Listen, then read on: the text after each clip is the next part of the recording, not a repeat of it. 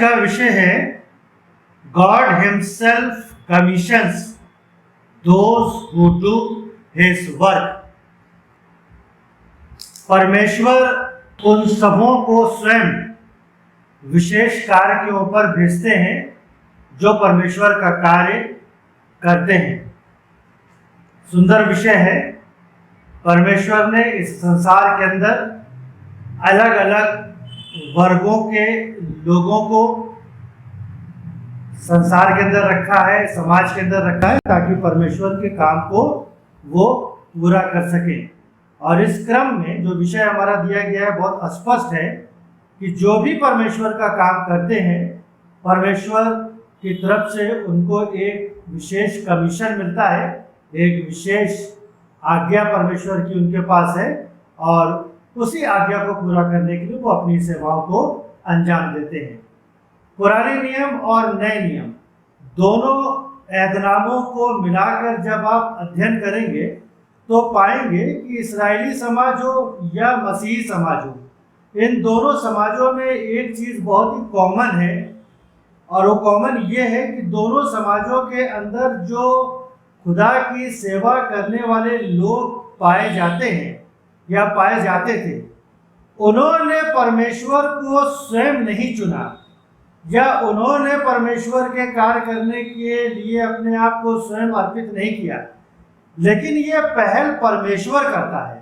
परमेश्वर की तरफ से ये पहल होती है। परमेश्वर अपने विशेष कार्य को, विशेष उद्देश्य को पूरा कराने के लिए लोगों का चुनाव करते हैं, उनको आशीष देते हैं, उनके ऊपर अपना हाथ रखते हैं और फिर उनको संसार के अंदर भेजते हैं ताकि परमेश्वर की इच्छा के अनुसार वो सारे कामों को अंजाम दे सकें। और इस क्रम में अगर आप बाइबल का अध्ययन करेंगे तो पाएंगे कि अब्राहम से लेकर दाऊद के समय तक और दाऊद से लेकर फिर सारे नबियों का जो समय शुरू होता है, हर जगह ये विषय कॉमन पाया जाता है कि परमेश्वर ने अद्भुत रीत से लोगों को बुलाया है और विशेष काम को पूरा करने की योजना उनको बताई है, और लोग परमेश्वर के उन्होंने पूरे काम को अच्छी प्रकार से पूरा किया। इसी तरह से जब आप नए नियम को अध्ययन करेंगे और जो वचन आज का पढ़कर आपको सुनाया गया, तो जो प्रभु यीशु मसीह के जो 12 शिष्य हैं और उसके बाद और भी जो लोग मसीह की कलीसिया से जुड़े हुए हैं, उन्होंने प्रभु यीशु मसीह को नहीं चुना, लेकिन प्रभु यीशु मसीह ने उनको चुना। कोई मछली मारने वाला था, कोई चुंगी लेने वाला था, कोई अलग अलग अपने कामों को करने में लगे हुए थे, लेकिन ये परमेश्वर की बड़ी कृपा हुई कि परमेश्वर ने उनके ऊपर दृष्टि लगाई और परमेश्वर की इच्छा ये हुई कि वो परमेश्वर के काम को अंजाम दें। इसलिए डायरेक्टली परमेश्वर ने उनसे बातचीत करी, प्रभु यीशु मसीह ने उनसे बातचीत करी, और बातचीत करने के बाद उनको विशेष सेवा के ऊपर भेजा जाता है। तो जो लोग परमेश्वर का काम कर रहे हैं, जो लोग खुदा का काम कर रहे हैं, उनको परमेश्वर ने ही ये कमीशन दिया है। आज का ये विषय है, और इस विषय को समझने के लिए आज आपके साथ मिलकर हम 3 बातों का अध्ययन करेंगे। पवित्र शास्त्र बाइबल के आधार पर 3 बातों का हम अध्ययन करेंगे। सबसे पहली बात यह है कि जो लोग खुदा का काम करते हैं या कहते हैं कि हम खुदा का काम कर रहे हैं, उनको परमेश्वर के कमीशन को जानना बहुत ही स्पष्ट है। अगर कमीशन को नहीं जानेंगे किस काम के लिए उनको भेजा गया है, क्या जिम्मेदारी उनकी है, क्या रिस्पॉन्सिबिलिटीज उनकी है समाज के प्रति, देश के प्रति, परमेश्वर के प्रति, अगर वो सारी चीजें क्लियर हैं, अगर वो सारी चीजें स्पष्ट हैं, तो काम करना फिर परमेश्वर का हम सबों के लिए आसान हो जाता है। लेकिन अगर सेवक लोग स्वयं इस कमीशन को नहीं समझ पाएंगे, तो पता चला कि भेजा गया है किसी काम के लिए, वो काम तो बहुत पीछे छूट गया और दूसरा, तीसरा और चौथा काम हम करने लगे जिसके लिए हमको नहीं भेजा गया है। और इस क्रम में 2 जो अध्ययन आज कर रहे हैं पवित्र शास्त्र बाइबल का, पुराने नियम से और सुसमाचार के पाठ के लिए, और वहाँ पे कमीशन एकदम स्पष्ट है। यहोशू को बुलाया गया है, और आप देख रहे हैं बाइबल में कि समय बहुत तेजी के साथ व्यतीत होता चला जा रहा है। परमेश्वर की एक बहुत बड़ी योजना है जिसको परमेश्वर पूरा करना चाहता है, और वो योजना ये है कि जो परमेश्वर ने एक प्रतिज्ञा अब्राहम से करी थी कि आप मेरे कहने को मानो, आप मेरे मेरे मेरे पीछे चलिए और आने वाले समय में मैं आपको बहुत ब्लेस करूंगा, आशीषमय बनाऊंगा और आपकी जनरेशन को मैं आकाश के तारागण के समान कर दूंगा, रेत के बालू के समान आपकी जनरेशन को मैं बढ़ा दूंगा। जो आपको आशीष देगा मैं उसको आशीष दूंगा, जो आपको शाप देगा मैं उसको शाप दूंगा। और इस प्रकार से एक अनजान देश में ले जाने की योजना परमेश्वर ने अब्राहम से करी थी और समय के अनुसार धीरे धीरे वो सारी चीजें पूरी होती चली जा रही हैं। सब कुछ बहुत अच्छा चलता आ रहा है और अब्राहम से लगाए जब आप अब मूसा के समय तक पहुंचेंगे तो सारी कहानी आप बाइबल की बहुत स्पष्ट रीत से जानते हैं। और योजना परमेश्वर की यह है कि अब्राहम के संतान को, अब्राहम के वंशज को परमेश्वर एक अच्छे देश में, एक ब्लेसेड देश में पहुंचाना चाहता है, कनान देश में उनको प्रवेश कराना चाहता है। और ये काम कर रहे हैं, लेकिन बीच में बहुत सी अड़चने आ गई, बीच में बहुत से लोगों के अंदर बहुत अविश्वास पैदा हो गया, समाज के अंदर बहुत बड़ा, समाज के लोगों को बहुत बड़ा नुकसान उठाना पड़ा। और जो इब्रानी लोग थे मूसा के समय के, वो उस आराम में, उस प्रॉमिस्ड लैंड में प्रवेश नहीं कर पाए। बेयाबान में ही परमेश्वर ने उनको बर्बाद कर दिया। ऐसा बाइबल के अंदर सारा रिकॉर्ड लिखा गया है, बताया जाता है। लेकिन अब मूसा का भी समय खत्म होता चला जा रहा है। कुछ समय के बाद मूसा भी इस संसार से, परमेश्वर उनको, उनकी यात्रा को खत्म करके अपने पास उनको बुला लेंगे। अब मूसा को बहुत बड़ी चिंता होने लगी कि जब मैं इस दुनिया से चला जाऊंगा तो इतनी बड़ी जमायत जो है, इतना बड़ा समाज जो है, जो परमेश्वर की इतनी बड़ी प्रतिज्ञाएं हैं, उन प्रतिज्ञाओं के अनुसार इन प्रजा के लोगों को कनान देश में कौन प्रवेश कराएगा। इसलिए जो आज का वचन आपको पढ़ के सुनाया गया उसमें लिखा है, परमेश्वर स्वयं, मूसा परमेश्वर से प्रार्थना करते हैं, परमेश्वर से प्रार्थना करते हैं। वो लीडरशिप को समाज के ऊपर थोपते नहीं है, वो लीडर का चुनाव करके परमेश्वर को बताते नहीं है, लेकिन वो परमेश्वर से प्रार्थना करते हैं कि इतना बड़ा समाज है, आपकी प्रतिज्ञाएं हैं, और अगर मैं दुनिया में नहीं रहूंगा तो ये लोग भटक जाएंगे। ये लोग वैसे ही भटक जाएंगे जैसे कि भेड़ बकरियां बिना चरवाहे के भटक जाती हैं। इसलिए मूसा ने परमेश्वर से प्रार्थना करी कि ऐसे लोगों का मार्गदर्शन करने के लिए, ऐसे लोगों को उनकी चरवाही करने के लिए एक लीडर को आप चुनकर उनके ऊपर बैठा दें ताकि वो बिना लीडर के ना रहें। और परमेश्वर ने मूसा की प्रार्थना को सुन लिया और परमेश्वर ने कहा कि आप यहोशू को बुलाओ, यहोशू के अंदर मेरी आत्मा रहती है और जो दान वरदान, जो आत्मा मैंने आपके अंदर डाली है, उसमें से कुछ वरदान आप यहोशू के ऊपर भी दे दो और फिर उसको एलियाजर याजक के सामने खड़ा करो, उसको डेडिकेट करो, उसको कॉन्सिक्रेट करो। उसके अंदर मेरी आत्मा है और यही वो लीडर है जिसको हमारी प्रजा के लोगों को लेकर, नई जनरेशन के लोगों को लेकर कनान देश में प्रवेश कराना है। तो इस प्रकार से एकदम स्पष्ट है कि परमेश्वर ने ही यहोशू का चुनाव किया। मूसा के बाद कौन आदमी इस्राएलियों का मार्गदर्शन करेगा, कौन लीडर बनेगा, इसको समाज के लोगों ने नहीं चुना, इसको मूसा ने नहीं चुना, स्वयं परमेश्वर ने चुना। स्वयं परमेश्वर चुनते हैं और मूसा को बताते हैं कि ये वो शख्स है जिसमें मेरी आत्मा रहती है और ये मेरी प्रजा के लोगों को कनान देश के अंदर प्रवेश करा देगा। और इसी तरह से फिर जब आप नए नियम में आते हैं और देखते हैं कि जो प्रभु यीशु मसीह के 12 शागिर्द हैं, एक एक करके प्रभु यीशु मसीह ने उनको बुलाया है। कोई मछली मार रहा है, कोई मछलियों का जाल जो है वो ठीक कर रहा है, सुधार रहा है, कोई चौकी के ऊपर बैठा है। अलग अलग समय में लोग अलग अलग काम कर रहे हैं और प्रभु यीशु मसीह स्वयं एक एक शागिर्द के पास जाते हैं उनको बुलाते हैं, अपने पास रखते हैं, उनको ट्रेंड करते हैं और फिर उनको कमीशन देते हैं। तो यहोशू को जो कमीशन दिया गया था, कमीशन का मतलब होता है एक विशेष कार्य को पूरा करना, और यहोशू के लिए विशेष काम को जो पूरा करना है वो परमेश्वर के लोगों को कनान देश के अंदर प्रवेश करा देना है, प्रॉमिस्ड लैंड में प्रवेश करा देना है। जो प्रभु यीशु मसीह के शागिर्दों को कमीशन सौंपा गया है वो ये है कि आप सारे संसार के अंदर जाएं,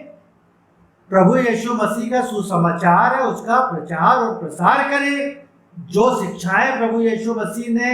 उनको दी हैं उनको लोगों को मानना सिखाएं, जो लोग उसके ऊपर विश्वास करें उनको पिता पुत्र और पवित्र आत्मा के नाम से बपतिस्मा दें। और तब प्रभु यीशु मसीह ने कहा, और देखो जगत के अंत तक सदियों में तुम्हारे साथ। तो इस प्रकार से कमीशन एकदम क्लियर है, इसमें कोई भी दुविधा नहीं है, इधर उधर भटकने की कोई जरूरत नहीं है। और यहोशू ने भी कमीशन को समझ लिया और शागिर्दों ने भी प्रभु यीशु मसीह के कमीशन को समझ लिया, और जैसा कहा गया था वैसा ही हुआ। इसलिए वो समाज को भी, इस्राएली समाज को भी आशीष मिली और मसीह समाज को भी आशीष मिली, और मसीह समाज जो है 2020 में वर्ष में प्रवेश कर सका। ये अगर 2020 साल में उसने मसीह समाज ने प्रवेश किया है तो इसका सबसे बड़ा जो श्रेय है वो परमेश्वर को ही जाता है, और परमेश्वर के उन भक्तों और संतों को जाता है जिन्होंने प्रभु यीशु मसीह को के कमीशन को अच्छी प्रकार से समझा और उसको पूरा करने में वो एकदम क्लियर रहे, वो इधर उधर भटके नहीं। तो सबसे पहली चीज परमेश्वर के लोगों को जो परमेश्वर का कार्य करने के लिए बुलाए गए हैं ये समझना चाहिए कि उनको किस काम के लिए बुलाया गया है, और जिस काम के लिए बुलाया गया है उसी काम को अंजाम दें। दूसरा, तीसरा, चौथा और पांचवा और 10वां काम ना करें, नहीं तो सब कुछ बिगड़ जाएगा, और जब सब कुछ बिगड़ जाएगा तो बड़ा शाप और बड़ी परेशानी समाज के सामने आ जाएगी, और इसलिए इसमें हमको सतर्क रहने की जरूरत है। तो 1 नंबर पर कमीशन को जानना बहुत जरूरी है। 2 नंबर पर कमीशन को पूरा करने के लिए परमेश्वर के द्वारा दी गई हिदायतों को पूरी तरह से जीवन में पालन करने की आवश्यकता है। परमेश्वर का काम अपने पावर से नहीं होता है, परमेश्वर का काम हमारी अपनी बुद्धि से नहीं होता है, परमेश्वर का काम हमारी राजनीति करने से नहीं होता है, परमेश्वर का काम ग्रुपिज्म फॉर्म करने से नहीं होता है, लेकिन परमेश्वर का काम, परमेश्वर का वचन जो है उसको जब परमेश्वर के सेवक लोग पूरा करेंगे, उसको पूरा करने से उस कमीशन को वो पूरा कर पाएंगे। इसलिए यहोशू की पुस्तक अध्याय 1 और 8वें पद को जब पढ़ेंगे तो यहोशू को भी परमेश्वर ने कमीशन तो दिया, कमीशन के साथ साथ उस कमीशन को पूरा कैसे करना है ये शब्द दिया। परमेश्वर ने यहोशू से कहा, व्यवस्था की ये पुस्तक तुम्हारी चित्त से नहीं उतरनी चाहिए। व्यवस्था में जितनी बातें लिखी हैं उसको पूरा करने की चौकसी करना, उससे ना बाएं जाना ना उससे दाएं जाना। और जब तुम ऐसा करोगे तब तुम्हारे सारे काम सफल होंगे और तुम बहुत ज्यादा सामर्थी होगे। मैं तुम्हारे साथ रहूंगा और जिस जिस स्थान के ऊपर तुम पैर रखोगे वो स्थान मैं तुमको दे दूंगा। तो स्पष्ट रूप से परमेश्वर ने यहोशू को मूसा की व्यवस्था उपलब्ध कराई। मूसा की व्यवस्था के द्वारा जो वचन परमेश्वर ने जमायत को पहुंचाए थे, परमेश्वर अब उसी वचन को यहोशू को सौंपता है और कहता है इसी वचन के अनुसार काम करना, अपनी समझ के अनुसार नहीं, अपनी शक्ति के अनुसार नहीं, लोगों की सलाह के अनुसार नहीं, लेकिन जो मैं तुमको सलाह दे रहा हूं, जो मैंने तुमको वचन दिया है उस वचन के अनुसार तुम काम करो। और इसी तरह से जब नए नियम में आते हैं तो प्रभु यीशु मसीह ने कहा कि सुसमाचार मैंने तुमको सुनाया है, सुसमाचार तुम्हारे पास है, शिक्षाएं मैंने तुमको दी हैं। तो जो सुसमाचार तुम्हारे पास है, जो शिक्षाएं मैंने तुमको सिखाई है, उसको पहले स्वयं मानना सीखो। पहले तुम उसका अनुसरण करो, पहले तुम मेरी शिक्षाओं को मानो, और फिर इन्हीं शिक्षाओं से तुम लोगों को शिक्षित करो। अपनी बनाई हुई बातों से नहीं, अपनी शिक्षाओं से नहीं, दुनिया की शिक्षाओं से नहीं, जो प्रभु यीशु मसीह की शिक्षाएं हैं उन शिक्षाओं को लोगों तक तुम पहुंचाओ। और तब प्रभु यीशु मसीह ने कहा कि दुनिया की अंत तक सदैव मैं तुम्हारे साथ रहूंगा। तो अगर मसीह समाज को आगे ले जाना है, अगर मसीह समाज को और मजबूत करना है, अगर किंगडम ऑफ गॉड को, परमेश्वर के राज को अपने देश के अंदर देखना है, विश्व के अंदर देखना है, भरपूरी देखना है, हर एक मनुष्य भरपूर जीवन व्यतीत करे, भाईचारा बना रहे, लोग एक दूसरे से प्रेम कर सके, युद्ध ना हो, विश्व स्तर पर शांति स्थापित हो, देश के स्तर पर शांति स्थापित हो, राज्य के स्तर पर शांति स्थापित हो, तो मसीह समाज के लोगों के लिए सारी चीजों के ऊपर परमेश्वर का वचन है। और परमेश्वर का वचन इतना प्रभावशाली है कि अगर परमेश्वर के वचन के अनुसार इंसान चलेगा तो निश्चित रूप से देश के अंदर शांति स्थापित होगी, समाज के अंदर शांति स्थापित होगी, बीमारियों के ऊपर हमको विजय मिल सकेगी, देश के अंदर, समाज के अंदर खुशहाली होगी और हर एक मनुष्य भरपूर जीवन व्यतीत कर सकेगा। तो एक नंबर पर कमीशन को समझना जरूरी है, दो नंबर पर परमेश्वर के अनुसार चलने की आवश्यकता है, और तीसरा चरण जिसके ऊपर आज हम अध्ययन करेंगे, जो अंतिम चरण आज के इतवार के लिए है, कि परमेश्वर के वचन के ऊपर विश्वास करें। इस्राएलियों ने एक बहुत बड़ा नुकसान उठाया। परमेश्वर ने उनके लिए सब कुछ किया, हर चीजें उसके लिए संभव बनाई, बड़े बड़े आश्चर्य कर्म किए, बिना लाठी डंडा चलाए 430 साल की गुलामी से परमेश्वर ने उनको आजाद करवा दिया। लाल सागर को दो भागों में बांटकर अपने लोगों को परमेश्वर ने सूखे स्थान से बाहर निकलवा दिया, आसमान से रोटी खिलाई, चट्टान से पानी पिलाया, बटेर खिलाया। जब परेशानी आने लगी, बांस की परेशानी आने लगी और ककड़ी और खीरा और लहसुन और अदरक इस्राएली याद करने लगे, परमेश्वर ने सब इंतजाम किया, एक एक चीजों का इंतजाम किया। लेकिन बहुत ही दुर्भाग्य रहा इस्राएली समाज का कि इतना सब कुछ करने के बाद भी उन्होंने परमेश्वर के वचन के ऊपर विश्वास नहीं किया, और उन्होंने कहा नहीं सब हम आगे नहीं जाएंगे, हमको वो गुलामी बहुत अच्छी थी, हम वापस उस जगह पर जाना चाहते हैं। परमेश्वर ने मूसा से कहा ये हठीले लोग हैं, ये टेढ़ी गर्दन के लोग हैं, ये ऐसे नहीं मानेंगे। इसलिए परमेश्वर ने कहा अगर ये आगे नहीं जाना चाहते हैं तो मैं इनको पीछे लौटने भी नहीं दूंगा और मैं इनको बयाबान में मारूंगा। और 40 साल में परमेश्वर ने पुराने लोगों को, अविश्वास करने वाले लोगों को बयाबान में ढेर कर दिया। लेकिन परमेश्वर की दया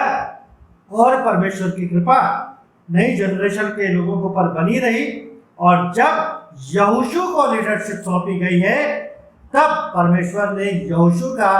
सबसे पहले मार्गदर्शन करने के लिए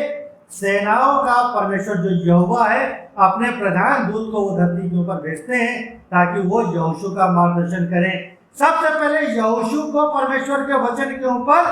और परमेश्वर की योजना के ऊपर पूर्ण रूप से विश्वास करना है, और जब यहोशू विश्वास करेंगे और उस विश्वास को वो लोगों को करवाएंगे तब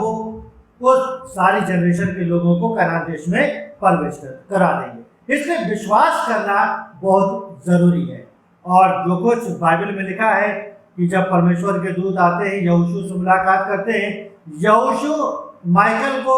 नहीं पहचान पाते हैं, मिकाएल स्वर्गदूत को नहीं पहचान पाते हैं, और वचन में लिखा है इस प्रकार से, वो कहते हैं कि आप दोस्त हो या दुश्मन, किधर से आप आए हो। तो दूत ने कहा कि ना मैं दोस्त की तरफ से आया हूं, ना मैं दुश्मन की तरफ से आया हूं, मैं तो परमेश्वर, जो सेनाओं का परमेश्वर है, उसका प्रधान दूत होकर आपके पास भेजा गया। जैसे उन्होंने सुना कि ये परमेश्वर के फरिश्ते आ गए हैं, दूत आ गए हैं, तो स्वयं उन्होंने अपने जूता सैंडल उतार लिया, तुरंत उनका दंडवत करते हैं और बताते हैं क्या हुक्म है। और तब स्वर्गदूत ने सारी रणनीति उनको बताई, और तब यहोशू ने लोगों को गाइड किया, उनका मार्गदर्शन किया। कनान देश के अंदर प्रवेश करने के लिए दो बाधाएं इस्राएलियों के सामने थी। सबसे पहली बाधा थी बयाबान को पार करना, दूसरी बाधा थी यरीहो नगर को पार करना। तो अब बयाबान की समस्या लगभग समाप्त हो जा रही है, अब वो बहुत यात्रा में अपने आगे बढ़ गए हैं। अब बड़ी समस्या है कि अगर कनान देश के अंदर प्रवेश करेंगे तो यरीहो नगर को जीतना है, और इसलिए पुराने समय में जो गलती हुई वो गलती अब फिर से ना दोहराई जाए, और इसलिए यहोशू ने दो खुफिया लोगों को नगर के अंदर भेजा है, और पता लगाने के लिए वो कैसा नगर है और कैसे उस नगर को जीता जाएगा। वो सारी बातें आप जब दूसरा अध्याय यहोशू का पढ़ेंगे तो सारी चीजें आपको डिटेल में वहां पे पढ़ने को मिलेगी। और तब यहोशू ने इस्राएलियों से बहुत स्पष्ट रूप से ये बात उनके सामने रखी कि परमेश्वर की ये योजना है कि ये सारी प्रजा के लोग सबसे पहले प्रजा के आगे जो है वो याजक चलेंगे, परमेश्वर की वाचा का संदूक उठाकर, और याजक के आगे हथियारबंद लोग रहेंगे, और याजकों के पीछे भी हथियारबंद लोग रहेंगे, और हथियारबंद लोगों के पीछे प्रजा। और इस प्रकार से परमेश्वर ने कहा है कि सारे लोग उस यरीहो नगर का 6 दिन एक बार चक्कर लगाएं, और 7वें दिन याजक लोग जब चल रहे हैं हथियारबंद लोगों के साथ तो तुरही फूंकते रहेंगे, और 7वां चक्कर लगाने पर सारे लोग मिलकर एक साथ पूरी शक्ति के साथ परमेश्वर का जय जयकार करेंगे। 6 दिन तक जय जयकार नहीं करना है, कोई शब्द मुंह से नहीं निकालना है, एक तीर भी नहीं चलाना है, लेकिन करना क्या है? 7वें दिन जब चक्कर लगाया जा रहा है, याजक लोग तुरही फूकेंगे, और 7वां चक्कर लगाने पर पूरी ताकत के साथ परमेश्वर का जय जयकार किया जाएगा। और यहोशू ने कहा, जब आप ऐसा करोगे तो जय जयकार के अंदर इतनी शक्ति पैदा हो जाएगी, इतनी कंपन पैदा हो जाएगी कि उस आवाज से ही यरीहो की दीवार गिर जाएगी और हम लोग उस नगर के अंदर प्रवेश कर जाएंगे। तो बहुत अच्छा रहा कि पुराने जमाने के लोगों ने परमेश्वर के कहने को नहीं माना, इसलिए वो प्रवेश नहीं कर पाए कनान देश में। लेकिन नई जनरेशन के लोगों ने यहोशू की लीडरशिप में परमेश्वर के वचन को 100% माना, 100% माना, और उसका रिजल्ट यह हुआ कि जैसा कहा गया था वैसा ही हुआ। जब लोगों ने परमेश्वर का जय जयकार किया तो जय जयकार की आवाज से ही वो बुनियाद से ही नगर जो है गिर गया, और लोग यरीहो नगर के अंदर प्रवेश कर गए। और यरीहो नगर के अंदर प्रवेश करने के बाद फिर यहोशू की लीडरशिप में जो कमीशन यहोशू को दिया गया था, यहोशू ने इस्राएलियों के नई जनरेशन के लोगों को कनान देश में प्रवेश करा दिया। तो ये सारी चीजें कैसे संभव हुई? ये सारी चीजें परमेश्वर के वचन के ऊपर 100% विश्वास करने से संभव हुई। बीते हुए समय में हमारे माननीय प्रधानमंत्री मोदी जी ने बहुत अच्छा कार्य करवाया, ताली बजवाया और थाली बजवाई, और हर प्रकार से इस प्रकार से लोगों को उत्साहित किया कि किस प्रकार से एक निश्चित समय पर आवाज को निकालना है, और उस निश्चित समय पर जब सारे देश के लोग मिलकर ताली बजाएंगे, थाली बजाएंगे, तो उसकी आवाज के कंपन से बहुत कुछ असर इस महामारी के ऊपर पड़ेगा। और आप बाइबल को जब पढ़ते हैं तो आप पाते हैं कि जो काम हमारे माननीय प्रधानमंत्री जी ने बीते हुए समय में करवाया, इसका बयान लगभग 3,500 साल पहले ऑलरेडी किया जा चुका है परमेश्वर के द्वारा, जब कहा गया है कि 7वां चक्कर लगाने पर सारे लोग मिलकर परमेश्वर का जय जयकार करेंगे, परमेश्वर को स्मरण करेंगे, तो लोगों की एक साथ आवाज जब निकलेगी, परमेश्वर की हम तो सिताइश होगी, उस आवाज से वो नगर ढा दिया जाएगा। कहने का मतलब क्या है? कहने का मतलब ये है कि समस्याएं चाहे कितनी बड़ी हो, बीमारियां चाहे कितनी बड़ी हो, महामारी चाहे कितनी बड़ी हो, लेकिन परमेश्वर के वचन के अनुसार जब लोग आगे बढ़ते हैं और जैसा कहा गया है वैसा ही करते हैं और परमेश्वर के वचन के ऊपर 100% विश्वास करते हैं, तो जैसे यरीहो की दीवार गिर गई, वैसे बड़ी महामारी, कोरोना रूपी जो महामारी है, वो भी विश्व स्तर से खत्म होगी, हमारे देश से भी खत्म होगी और परमेश्वर को महिमा मिलेगी। लेकिन वो दिन कब आएगा, वो समय कब आएगा, इसके लिए हमको वेट करना है। हर चीज का एक समय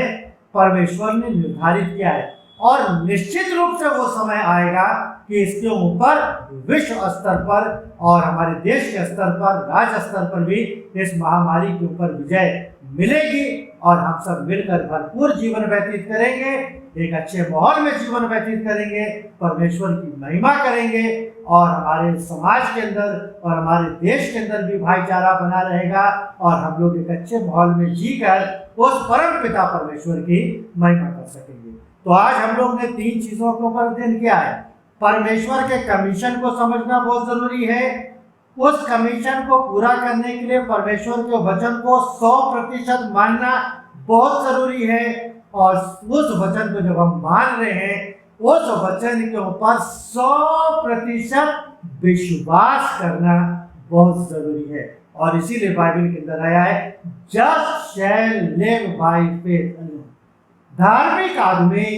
अपने विश्वास से ही जीवित रहेगा और किसी चीज से नहीं। तो विश्वास करें, जीवन पाए, भरपूर जीवन पाए और उस जीवन को परमेश्वर की महिमा के लिए और मानवता की सेवा के लिए अर्पित करें। परमेश्वर अपने वचन के द्वारा हम सबों को बहुत आशीषें और बहुत बरकतें दें। आमीन।